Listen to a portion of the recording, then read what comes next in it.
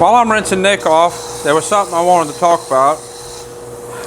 I get a lot of questions and comments, and I hear all the time that somebody's working with their own horse and taking their time. And not that there's anything wrong with taking your time, but I always cringe just a little bit because most of the people that are training their horse and taking their time, they mix taking the progression of training slow and the quality of the movement and what they're asking the horse to do slow. That's two different things.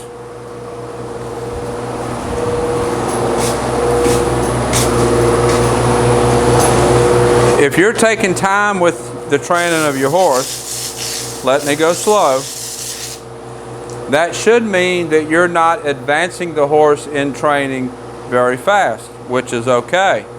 But if you are letting the maneuvers that the horse does, letting the response that he does when you ask for something, if you're letting that quality be low, that is not taking your time with training.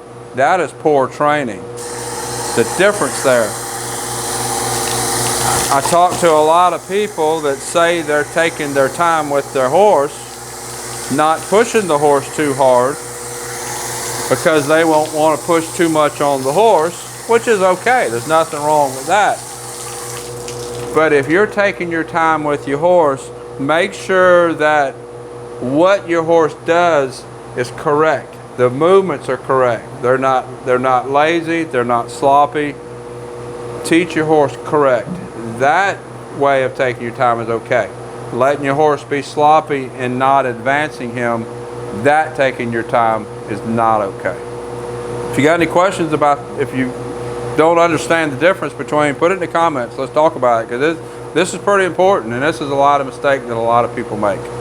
So I'll put a link up here to a playlist that you probably should take a look at. Until next time, thank you for watching.